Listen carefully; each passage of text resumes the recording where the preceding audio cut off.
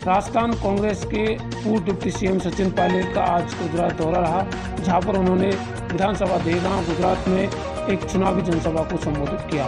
चुनावी जनसभा को संबोधित करते हुए आज बीजेपी पर जमकर बरसे। उन्होंने कहा कि बीजेपी हमेशा से लगातार तुष्टीकरण और हिंदू मुस्लिम वाली राजनीति करती आई है। उनका बेरोजगारों पर कोई ध्यान नहीं है और बेरोजगारी के कारण आज देश का युवा त्रस्त है, भटक रहा है। इसी को लेकर के उन्होंने कांग्रेस पार्टी को अधिक से अधिक संख्या में वोट करने की अपील की। अपनी पार्टी के लिए जो स्टार प्रचारक के रूप में उन्हें गुजरात भेजा गया है, जहां पर उन्होंने आज विधानसभा देगांव गुजरात में एक चुनावी जनसभा को संबोधित किया। चुनावी जनसभा को संबोधित करते हुए वो आज बीजेपी सरकार पर जमकर बरसे हैं। तो देखिए हमारी एक खास रिपोर्ट कि सचिन पायलट ने आज गुजरात की धरती से बीजेपी के लिए क्या कुछ कहा। 5 तारीख को दूसरे चरण का मतदान गुजरात में होगा। अभी आपने वाघेला साहब का भाषण सुना। मुझे गुजराती कुछ कुछ समझ में आती है, तो कुछ कुछ तो वो बोले मैं समझ में आया, कुछ खट्टी मीठी बात भी बोले वो। मैं जगदीश भाई को पूछा, मैंने कहा क्या बोला, कहता रहने दो बताऊंगा नहीं। मेरे को पता है नहीं मोटा मोटा क्या बोले, लेकिन आप सब मुस्कुरा रहे थे तो ठीक ठाक बोले होंगे वाघेला साहब। वो पुराने पॉलिटिकल आदमी हैं, गांधीनगर, गुजरात, दिल्ली तक लंबी राजनीति उन्होंने करी है। लेकिन आज मैं भगत सिंह जी के लिए, कांग्रेस पार्टी के लिए आपसे वोट मांगने के लिए उपस्थित हुआ हूं। साथियों, ये चुनाव कोई साधारण चुनाव नहीं है। पूरे गुजरात की जनता आज उस वक्त की इंतजार में बैठी है कि हम मतदान करें, और जो माहौल बनाने की कोशिश की जा रही है कि 27 साल तक शासन राज करने के बाद आज भी प्रदेश की तमाम जनता हमारी जेब में बैठी है, यह धारणा गलत है। जमहूरियत के लिए, लोकतंत्र के लिए, प्रजातंत्र के लिए जवाबदेही जरूरी है। गुजरात में भाजपा का शासन बहुत लंबे समय से है और दिल्ली में पिछले 8-9 साल से भाजपा का शासन है, दोनों तरफ। और ये बार बार बीजेपी के साथी बोलते हैं double engine, double engine, double engine. इस इंजन का हम क्या करें? इस इंजन ने लोगों के जीवन को बेहतर बनाने की कोशिश भी नहीं करी। और अगर पिछले 5 साल के भाजपा के सरकार के काम से जनता खुश होती तो क्या जरूरत थी आज प्रधानमंत्री जी को, रक्षा मंत्री जी को, गृह मंत्री जी को, पूरे देश के भाजपा का नेता आज यहां गुजरात में घूम रहे हैं, 10-10, 20-20 सभाएं कर रहे हैं, रोड शो कर रहे हैं, घर घर जा रहे हैं, घर घर जाकर वोट मांग रहे हैं। अगर शासन से लोग संतुष्ट थे तो आपने सारे मंत्री क्यों बदल डाले? आपने मुख्यमंत्री क्यों बदल डाला? आपको मालूम है कि चुनाव के समय लोग पूछेंगे कि खाने की चीज की सामग्री की क्या कीमत हो गई है। पेट्रोल, तेल, गैस सिलेंडर, खाद, बीज, फल, फूल, सब्जी, सब चीज महंगी हो गई। और कोई भाजपा का नेता आकर यह बोलने को तैयार नहीं है कि हम महंगाई को कम करने की कोशिश भी करेंगे। आप कल्पना करो, ऐसा घमंड, ऐसा अहंकार। 100 रुपए का पेट्रोल डीजल हो गया, डॉलर की कीमत 85 रुपए हो गई, गैस का सिलेंडर 1150 रुपए का हो गया, खाद, यूरिया, डीएपी सब आसमान छू रही। ऐतिहासिक महंगाई देश में है, बेरोजगारी देश में है। लेकिन किसी भाजपा के नेता ने आज तक मंच से आपने भाषण देते हुए सुना है कि हम देश में, प्रदेश में बेरोजगारी खत्म करेंगे, हम कुपोषण खत्म करेंगे, हम भुखमरी खत्म करेंगे, हम महंगाई को कम करेंगे? उनको कोई मतलब नहीं है। उनको मतलब है हिंदू और मुसलमान, हिंदुस्तान, पाकिस्तान, मुझको ऐसा कह दिया, मुझको वैसा कह दिया। चुनाव से पहले, अरे प्रधानमंत्री एक पद है, उस पद की गरिमा का सब सम्मान करते हैं, लेकिन चुनाव से पहले आप एक एक शब्द को उठा लो, बोलो मुझे ऐसा कह दिया, मुझको ऐसा कह दिया। अरे भाई, आपको कोई कुछ नहीं कह रहा। आप तो बताओ कि हमारी नौकरियां कब लगेंगी? आप शासन में बैठे हो 27 साल से, और लोकतंत्र में जो सरकार चुनकर जाती है, चुनाव होने के बाद उस सरकार की जिम्मेदारी है कि हर नागरिक की, हर मतदाता की सेवा वो करें। ये पक्षपात करना, जातियों का, बिरादरी का, धर्म का, गोत्र का, भाषा का, पोलिंग बूथ की लिस्ट देखते हैं, कहां किसको कितना वोट मिला, उसके आधार पर विकास के काम होंगे। हम सबको जागरूक होना होगा साथियों। और आप जानते हो रसोई में तवे पे रोटी बनती है ना, अगर बहुत समय तक रोटी को पलटोगे नहीं तो रोटी जल जाती है। अभी टाइम आ गया रोटी पलटने का, रोटी पलटेगी तो फूल के बढ़िया फुल्का बनता है उसका रोटी का। इसलिए आपसे कहना चाहता हूं, तराजू को तोलो, उम्मीदवार को देखो। अभी जगदीश भाई मुझे बता रहे थे, पूरे गुजरात में हवा है, अखबार में, टेलीविजन में, विज्ञापन में, पोस्टर में, व्हाट्सएप को छोड़ दो, लेकिन लोगों के दिलों में सवाल उठता है। जो गरीब व्यक्ति है, मध्यम वर्ग का व्यक्ति है, उस पर क्या क्या नहीं किया पिछले 6-8 सालों में दिल्ली की सरकार ने और गांधीनगर सरकार ने। नोटबंदी कर दी, जीएसटी लगा दी, कोरोना में क्या हाल हुआ, उद्योग चौपट हो गए, लेकिन कोई परवाह नहीं।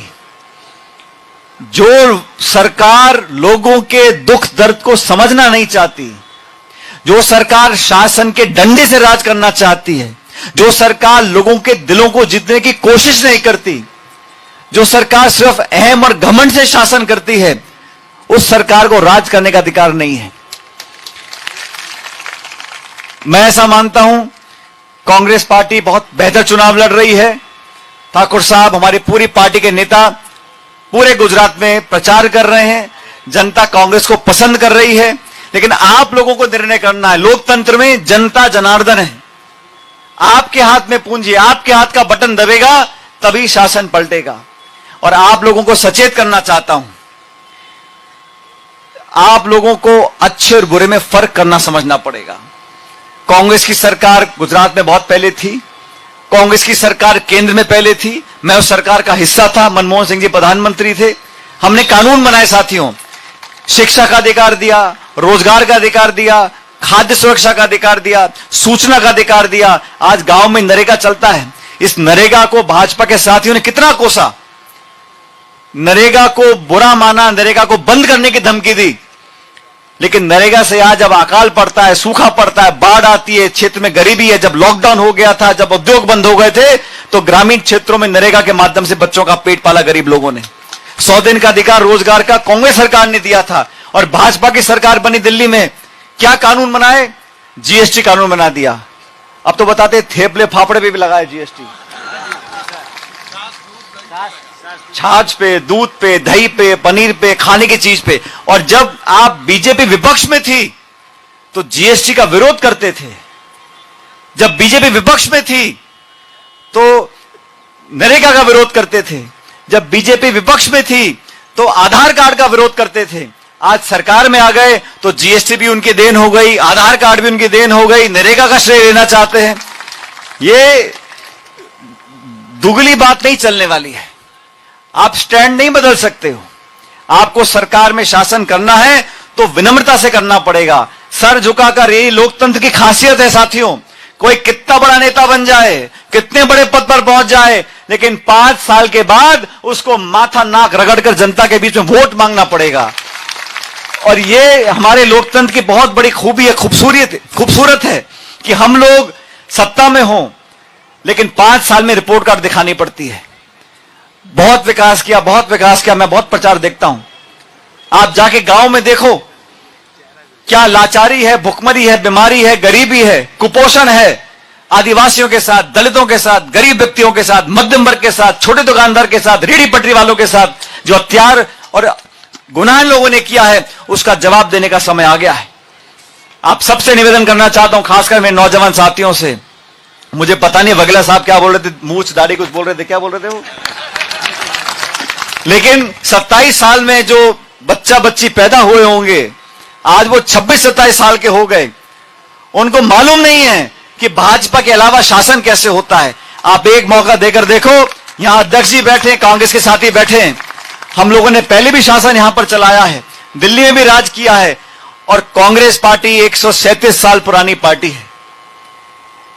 इस पार्टी ने कुर्बानियां देकर, और गुजरात तो ऐतिहासिक जमीन है जहां से बापू निकले थे, सरदार पटेल निकले थे। ये जमीन, ये मिट्टी हमारे स्वाभिमान का प्रतीक है।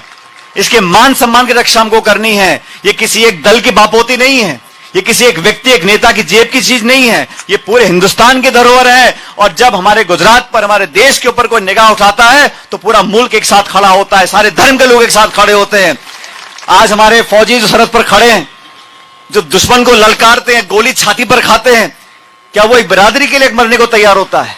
हमारा सैनिक अगर प्राण न्यौछावर करता है तो अपने परिवार के लिए मरता है, अपने धर्म के लिए मरता है? नहीं, वो सैनिक जो वर्दी पहनता है वो पूरे देश की रक्षा करता है। हाँ, 130 करोड़ लोगों का रक्षक बनकर वहां पर खड़ा हुआ है। ये भावना पैदा करनी पड़ेगी। लेकिन ये तेरा मेरा धर्म, जाति, बिरादरी, मंदिर, मस्जिद, इन पर चर्चा करेंगे तो विकास कैसे होगा? सड़क का, स्कूल का, शिक्षा का, बिजली का, पानी का, खेत का, बीज का, इनकी चर्चा करने से क्यों डरते हो? इसकी चर्चा करनी चाहिए, इसकी रिपोर्ट कार्ड आपको दिखानी चाहिए। प्रचार तब होता है जब आपके पास दिखाने को हो। और आप जो खर्चा करते हो ये किसी भाजपा के नेता के घर का पैसा नहीं है, ये जनता की गाड़ी कमाई है जो लगती है। आप सिर्फ पत्थर लगाते हो उसके ऊपर, लेकिन पैसा जनता का है। मेरा आपसे करबद्ध निवेदन है, 5 तारीख को मतदान होगा। इस मतदान में कृपया करके, यह हाथ का निशान हमारी पहचान है, इस पर बटन दबाएं, भारी बहुमत से कांग्रेस पार्टी को से विजयी बनाएं। और ये भाजपा के साथियों को बताना चाहता हूं, मैं राजस्थान कांग्रेस का अध्यक्ष था, जगदीश भाई आप जानते हो।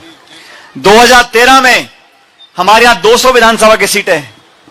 2013 का चुनाव हुआ तो भाजपा को आई 165 सीट, 200 में से 165, हमारे पास 21 सीट थी, सिर्फ 21 सीट।